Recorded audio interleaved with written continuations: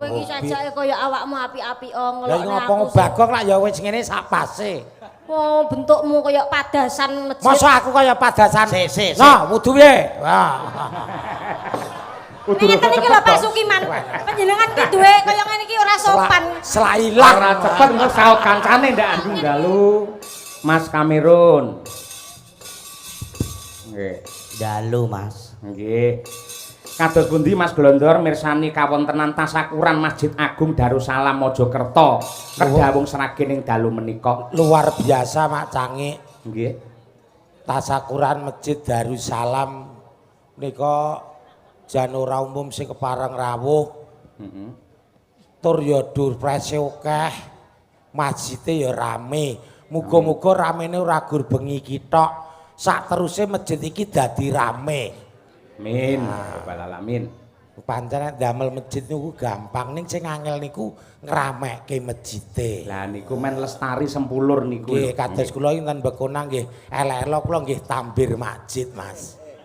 Takmir. Ganti to. Ora win biyen iki. Takmir masjid. Sing ngurusi masjid jenenge takmir. Nggih. Nggih. Kula nggawa kanca. Sinten? Ngomong Arun. Piye? Ngomong. Aku ngrungokne kowe iki lho. Pamer tambir apa ya enek. Sing ngelola masjid ki takmir, ora tambir. Wah. Saiki kowe iso kandha nek awakmu tamir masjid. Ha. Aku wingi iki mampir masjid nggonmu. Iya. Aku rek ayo alhamdulillah melu maghrib berjamaah. Kok kowe ora enek? Ya aku pas ra neng omah.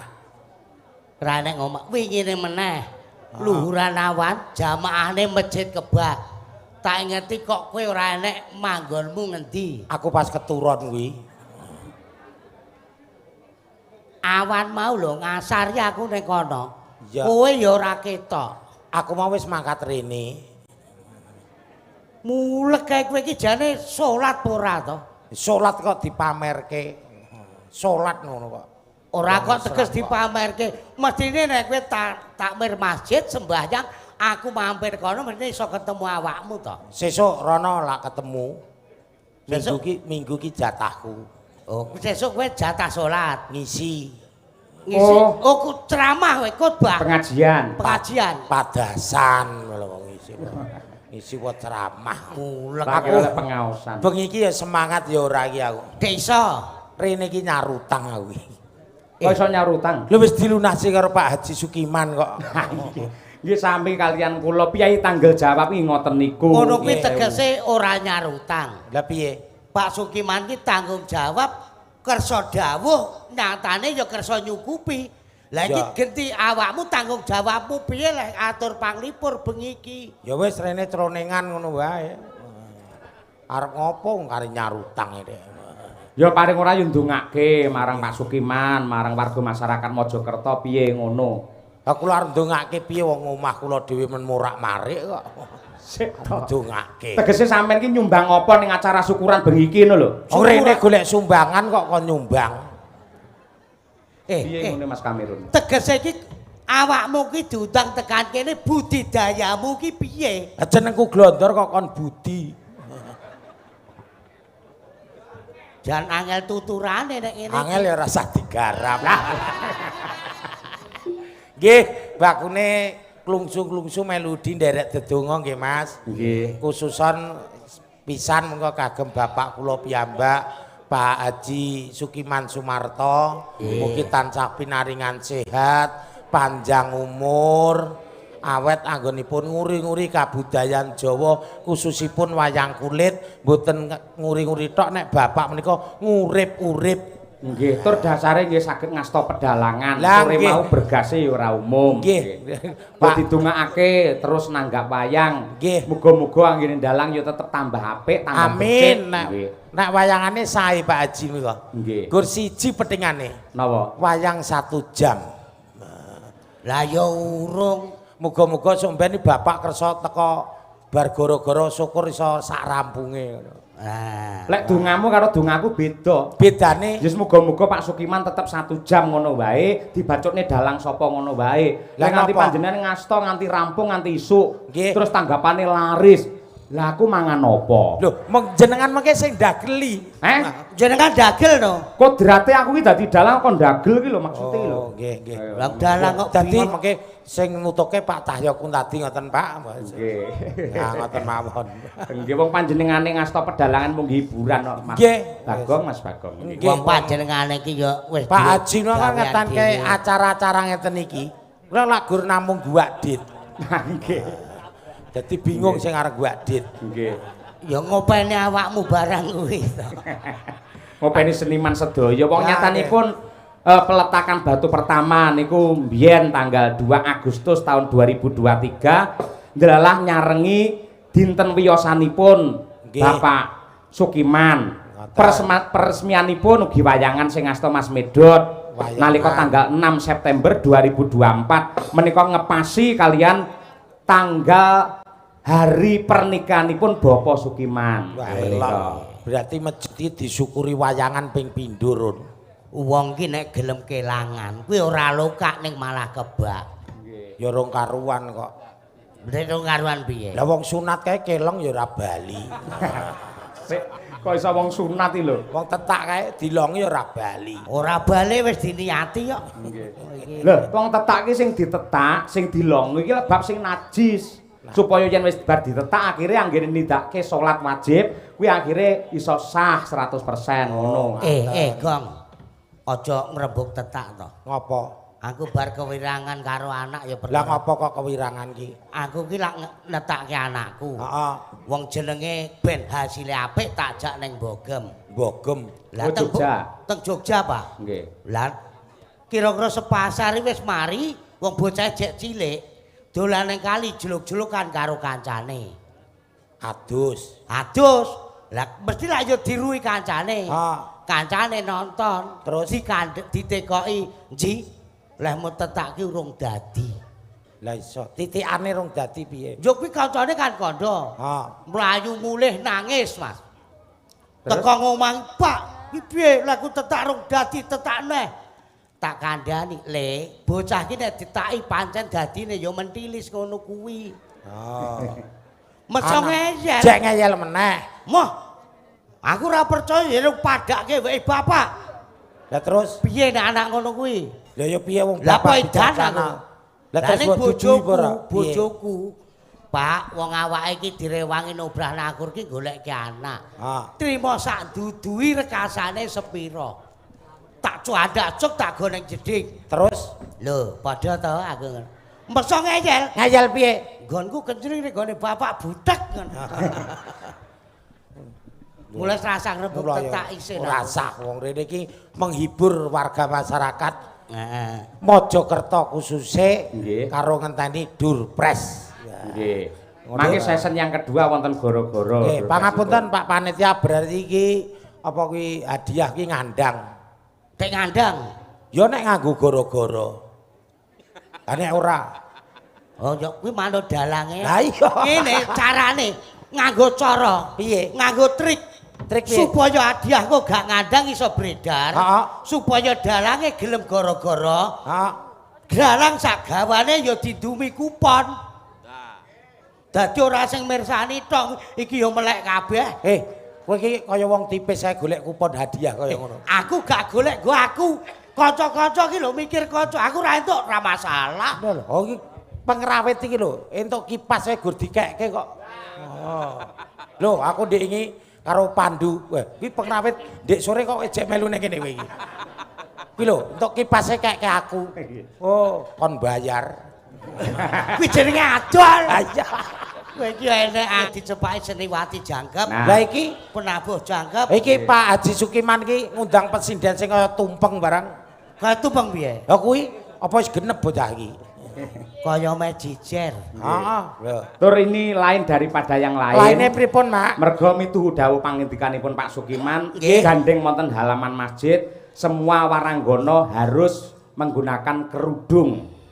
Nah, Nek iki sing elok banget iki. kerudung nek nggone Pak Cahya Kuntadi lak demes-demes iki oblas ra nang demese kejilbaban.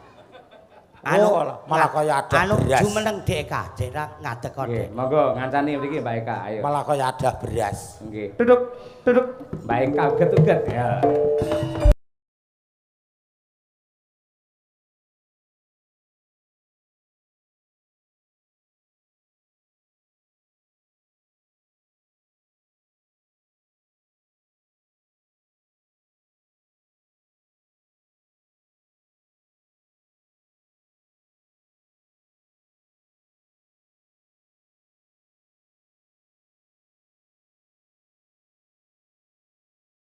Wilujeng dalu Biung, Mbak Yulimbo, Pak Yoyo.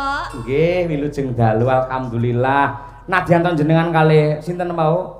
Mas Kamirun dipaidu karo Mas Bagong dipaidu nggih kudung ra pantes intilak ngoten to. Nggih. Ning kanggene kula malah saya jos, saya mantap, saya cantik, saya ayu. Lho. Muga-muga sing dikudungi ora mung mustakane tok nganti tekan atine ya dikudungi. Nah, Aja kaya bojone Bagong. lho rungokno. Ketoke ngangge kudung ning ngisor bae warung. Lah enggak boleh seperti itu. Kowe ngerti ora kuwi sing dingendikake Pak Yoyo? Piye? Enek unen-unen yo Nan. Piye? Don't judge the book in the cover.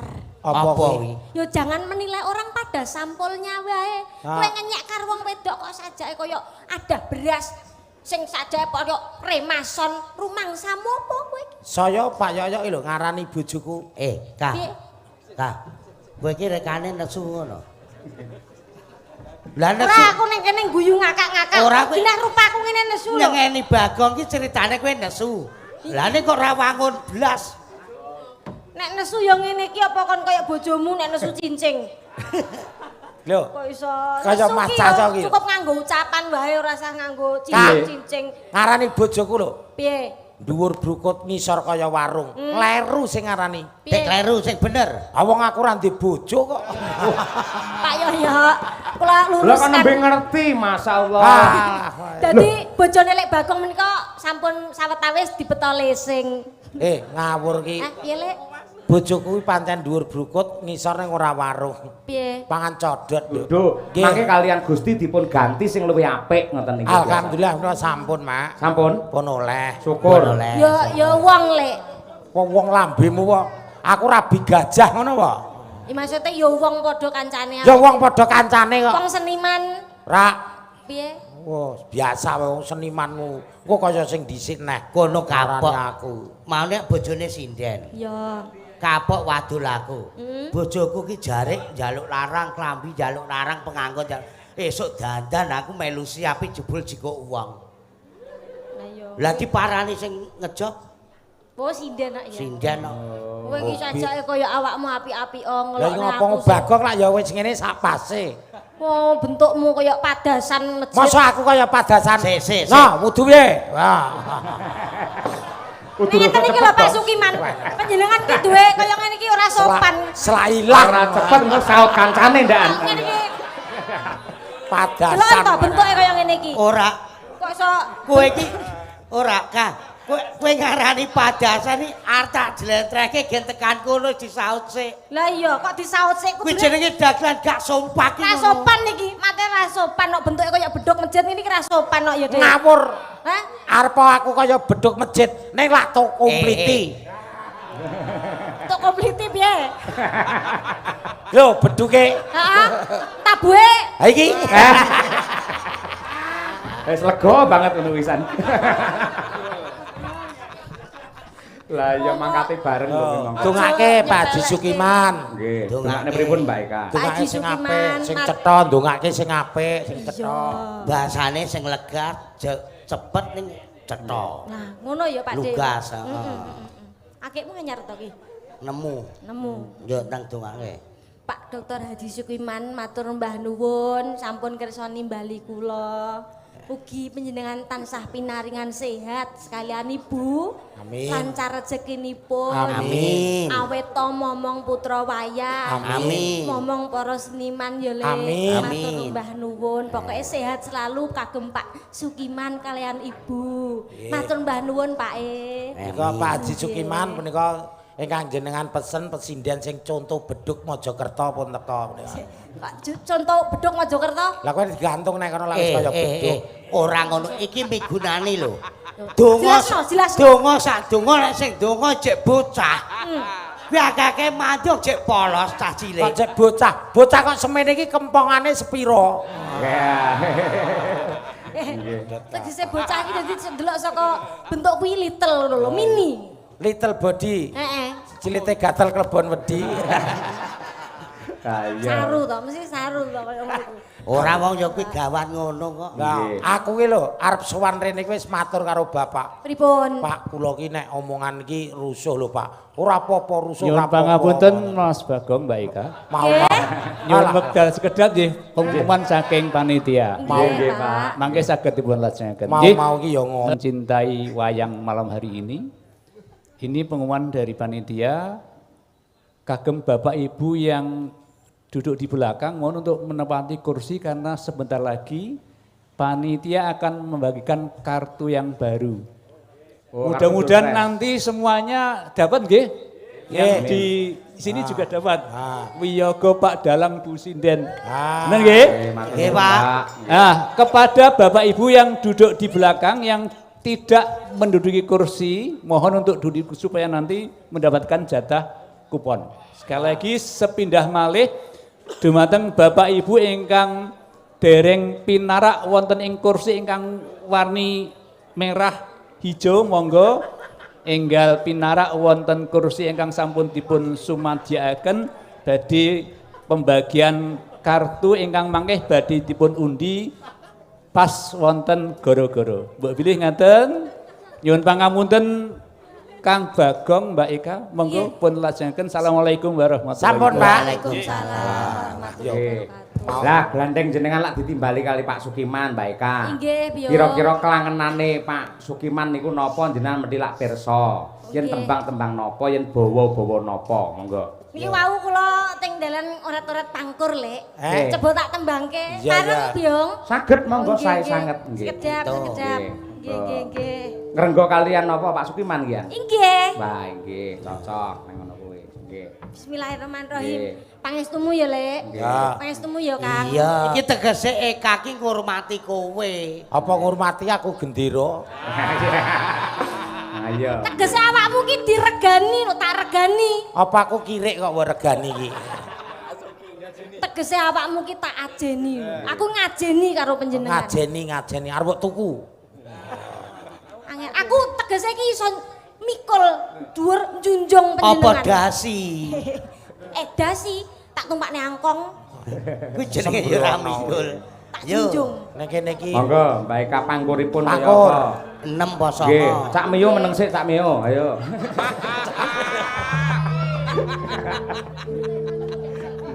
Kaya magetan ae.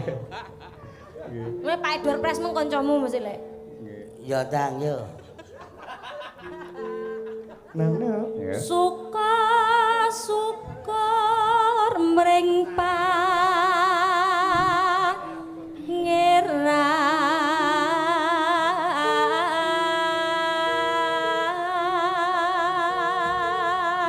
Syukur ing pangeran.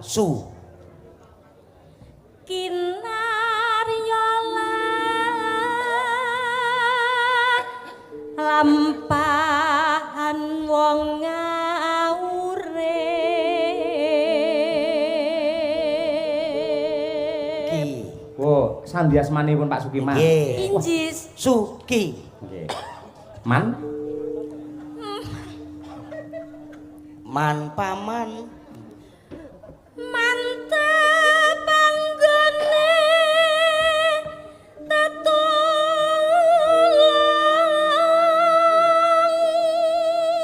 tak kok ceret ngene suarane apik ya. nggih. Hei, Doraemon, diam. Iya. Ngawur ngarani wong Doraemon. Lha betul. Aku togok kok. Tak kok kaya kecilikan kurang gede.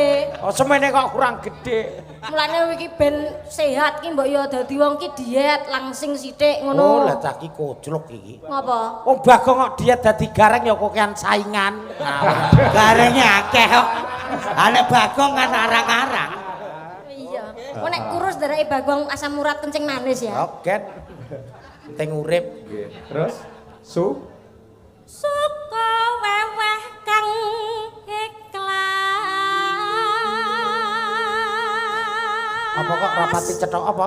Suka weweh kang ikhlas. Oh, tak iya. Lomo. Lomo. Dirmawan. nggih. Marang padha padaning alam sadaro.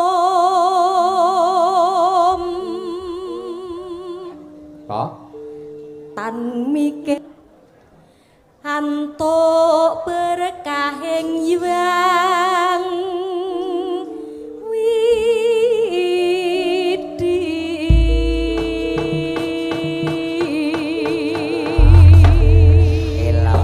Lah ngono kuwi lho seniwati kreatif iki kaya ngono kuwi gandeng diopeni karo Pak Sukiman mula ya ngrenggo ngangge pangkur sandi asma donga kagem Pak Sukiman ngono. Namung saged derek dedonga Biung. Nggih, pripun? Nggih, mugi-mugi Pak Sukiman tansah pinayungan dening Gusti. Amin, amin. Regane Amin. wis ora kurang-kurang ya lek wayangan Iya. mendina. Sasate ora tau leren. Awake dhewe ya akeh katute. Nah, ya matur Mbah nuwun. Biasane dungane wong cendhek iki kabul amin. Kok iso dongane wong cendhek, ora dongane wong sing dhuwur ndang geduk karo Gusti ngono. Keduren kliwat no. Cendhek ki angel, nek dhuwur ki ndang tutuk karo cepet karo petuk karo Gustine. Ngawur aku ora kemrungsu kok petuk ana dhewe. Ngorene terus dibablaske langgam ora. Tidak apa no. Lajeng kok napa nggih? Nek ibu ki kremenane ki genah gur podang kuning karo prau layar. Oh iya lah nek iki pelok ya Ya pelok ditasi lagune apa? pelok nggih. Apa Ninggal katresnan nggih. Boleh, monggo. Boleh. apa lagune Mbah Mantep kae. Kuwi ya donga ninggal katresnan kuwi supaya Bapak Sukiman ora ninggal katresnane warga masyarakat ing Laladan Mojokerto kene. Khususnya uga karo kanca-kanca seniman. Betul. Nah, ngono lho. Nggih, nggih. Monggo, yo ninggal katresnan. Dados. Nangis sakjroning Tambah semangat ki kanca-kanca entuk kupon, Pak. Dagelane 3, Pak. wis pembagian nomor ya, Lek. Aku kok ora arep golek ban. Lho apa? Gua apa? Ya nggo roda. Ora kowe ra debit cek golek ban. Ya tuku nyicil bane sik to, Ron. Oh iki mobil yang duwe Mas Glondor iki lho, De, rumah Mobil duwe, nek sepeda malah ora. Lho, masa malah ra duwe sepeda? Oh kono senenge numpak mobil. Mobil dibukake lawange. Arek metu saka mobil ya dibukake lawange. Aja gawe isin to. Terus dinepke gemati matur nuwun Romantis ya. banget ya. Romantis Matur piye wong nuwun. lawange semplok kok. Ora tak buka ya ora iso. Dagelan Oh, kon kondang. jero ra iso. Nggih. Nggih. Tawang pengrawit iki yo. Semangat Piye? najan iki yo bladekan semangat. Ya iya to. Kemerdekaane ya ditokke. Siji yoga sing ra semangat. Sing ndi? Masku kae lho. Sing di Mas Jokowi kaya bar kelangan iki ngopo to, Mas? Kawit Santai Pak. lho. Aja muni sing ora-ora wong yo. Kawit mau sanggo uang ae. Nggih. Omong Tur sithik. dalu menika upami tabuhane kanca-kanca ni gumiak regeng merga menika ngampil gamelan wayang pusaka kagunganipun Mas Medot Sudarsono. Oh. Nggih. Ngampil lho nggih, mengke balekke. Oh balekke. Oh, engko digadekke. Ngawur ora nggih. Kowe iki Padake cek apa? Nek Niki enten dawuh saking anu, Nggih. saking Bapak Sukiman Nggih. bilih Bapak Triyono supados atur pisumbang lagu ngoten nggih. Pak Triyono. Nggih, Pak Mriki Triyono. niku komplit macange. Nggih. Pak Lurahe men ahli menyanyi lho. Wah nggih to. Nggih. Monggo Pak Triyono. Monggo Pak Triyono, monggo pinarak wonten pepanggungan mriki. Oh, biasa iki. Monggo Pak Tri. Monggo dipleroki yo raketang saramban. Yuk, Cok. Dados. Aku dadi patung Bagong ora diklambeni kok. ya nganggo kostum Bagong kok. Ora. Kowe engko diklambeni nggo kresek. Ya terus Soale nggo klambi ngene iki dadeni wong nek kresek kan gak enek wong jubo. ngawur apa nek Bagong kresekan kaya. Ugi menika dipun rawuhi kalian Bapak Lurah Mulyadi. Ugi Pak Carik Haji Surono nggih ingkang kepareng paring panjurung pangestu ngoten niku nggih nggih nggih. Pak Lurahe Pak kok Lurah. disuwuni. Mangke anu nuwun sewu gandeng menika nggih Pak Sukiman ngersakaken pokoke kanca-kanca Madangkara ingkang jangkep Pak Dalang Nggih. ugi paranggananipun ingkang komplit seragame sing sae. Dados warna biru ingkang diagem sinden klebu Mbak Ekang niki kelangenane Pak Sukiman warna ngeten niki. Kita request Pak Nggih, Sukiman. ngoten niku, Lho nggih. Lek jilbaban ayu-ayu kabeh. Iki panyune Pak Sukiman, lah nek aku kan rombongan jaga. Lah kowe terus rombongan sapa?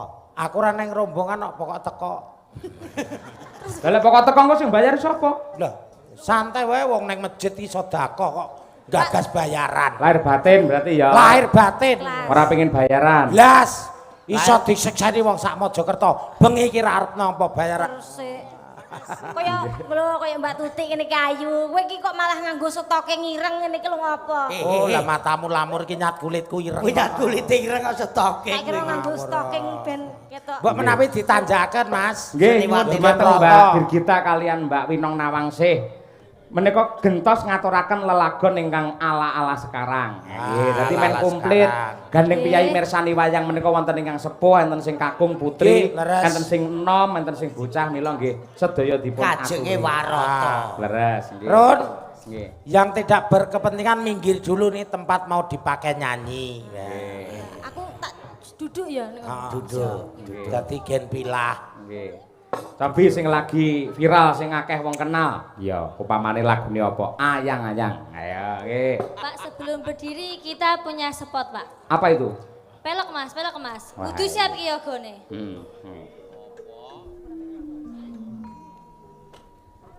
Aduh, Abang bukan maksud. Persembahane seniman Madangkara kagem Pak Sukiman. Iya, Mas Bagong, wah mriki Mas Bagong nyuwun apresiasine Mas Bagong.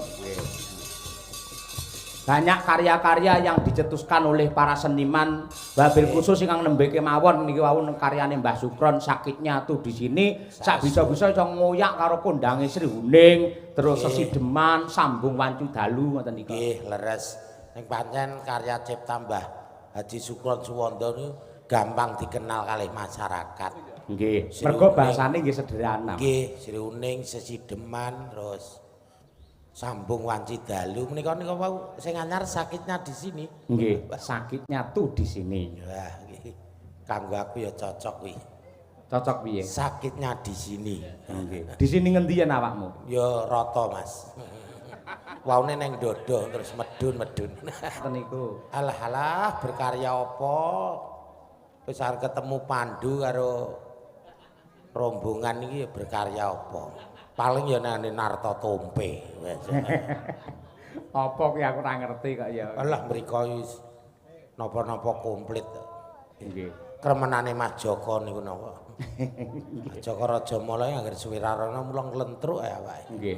Janjane kula kalih panjenengan niku kalih Pak Haji Sukiman Nggih. dilekne jane yen Nggih. yen cetha ngoten dilekke. Ayo Mas Dalang, Mas Bagong sampean pentas ning halaman masjid. Nggih. Kira-kira yen sampean ning halaman masjid pentas ki yen ora nindakake ngibadah, ora nindakake bab sing becik, ora nindakake sembayang, kira-kira jenengan isin apa ora? Mongko lantaran rezekine jenengan saking Gusti Allah teng kula tur liwate pementasan teng halaman masjid. Masjid.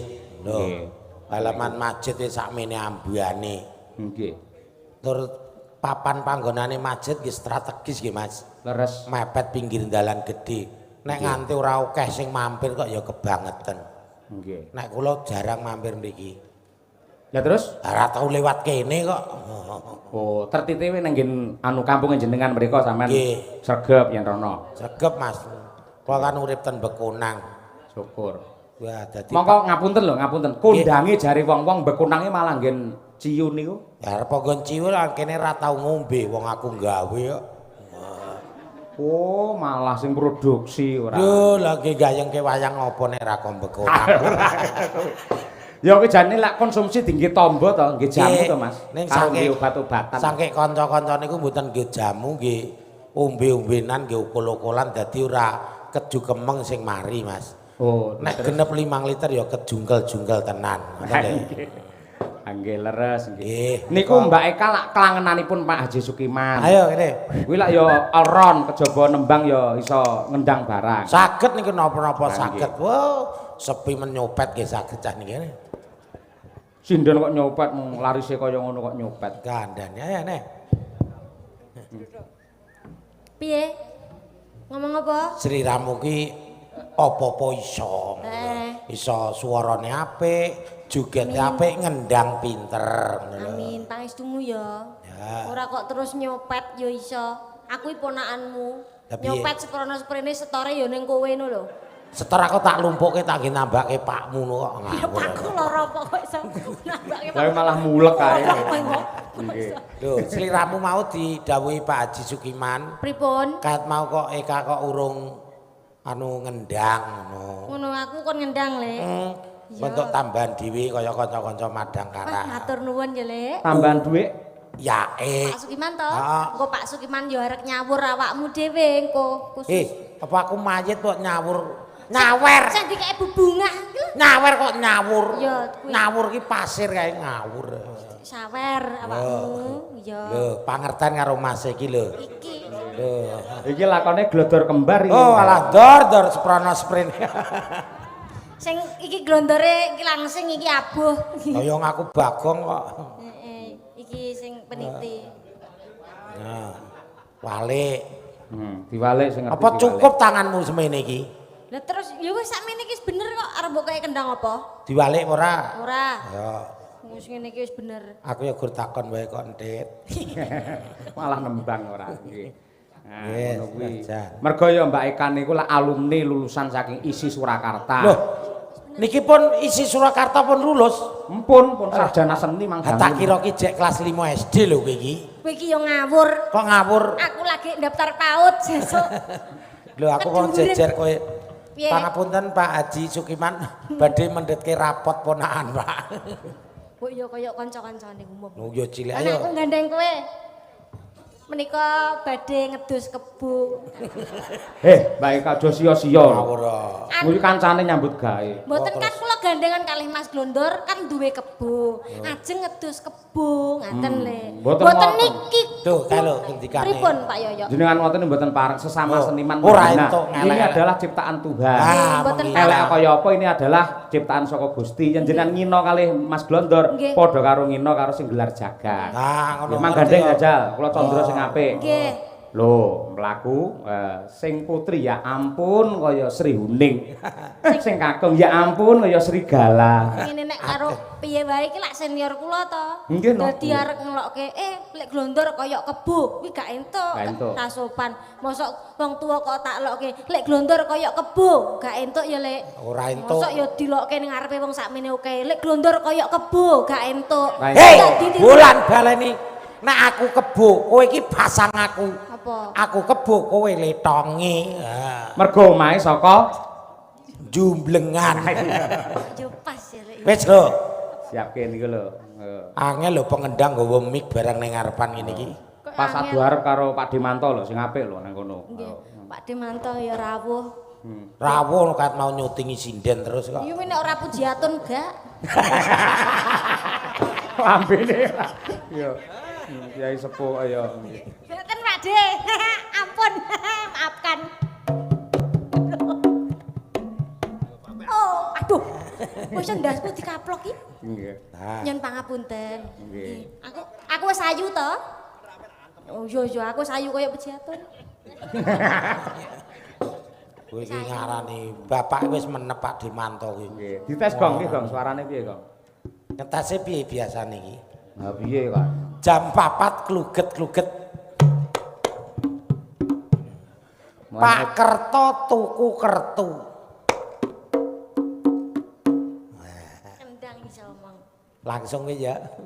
Bosen kok. Pak Ben yakin Bambang. ngene ndak dikira lip sync kok. Lah nggih iki Pak Bambang. Ben lho. Pak Bambang potong rambut. Lah iki lho seneng aku. Ndang. Potong rambut. Rambut. Ngawur. Iki ya rambut. Kok ya rambut? Rambut jempol. Ngerti ra rambut jempol jenenge apa? Mboten Pak Yoyo. Sing jenenge rambut jempol iki wulu pohon. Wulu Sosokan pohon. sing aranane wulu cumbu salah. Wulu napa? Wulu pohon. Oh, wulu, Nah. wulu pohong ngerti ra? Hei, pohong iki Pohon. digodhong. Ayo. Pohon. Mateni N. Aja nyepelekke ulu. Ulu ki ning Jawa Timur ki hebat nggih jeneng sound system. Apa? Brewo Audio, Brengos Audio. Aku neng Jawa Tengah ya arep gawe sound system. Apa? JBT Audio. Umumnya JBL kok JBL. Lah kok rambut tok. Ha nggih. Lagune apa? Diagong iki kowe. Apa man? Anu, Kesayangan apa? Manut Enten jenengan. pamundutan mboten. Napa, Mangke Pak? gerajakan Haji Sukiman, lagune napa, Sukiman Mbak? lagi gerajakan nih mengko. Oh cewek gaul, cewek. Boleh, Cewek gaul. boleh. Sampeyan mungkin yang seragen sing apal jenengan ngono. Nggih. Ki sing nembang sliramu dhewe karo ngendang. Ngono. Ya. Ojo gerajakan, Mas. Yo, diangkat kaya cokean seragenan, tuglak tuntak ngene ya.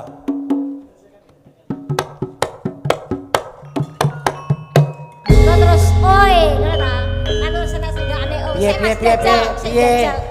Sik jajal loh Mas. Sik sabar. Tak berat terus. Oh ya ngono ya. Heeh. Oh iya. Oke, lagi iki mulai ya. Ya lagi iki lho wong gede-gede manut karo bocah nek sore. Kan jajal sik, Lek. Iya ya. Ya karepe ben kompak kok, Gong. Aku tak lungguh ra patut ngadeg. Heeh, ngadeg kok asam uratmu ndak kumat.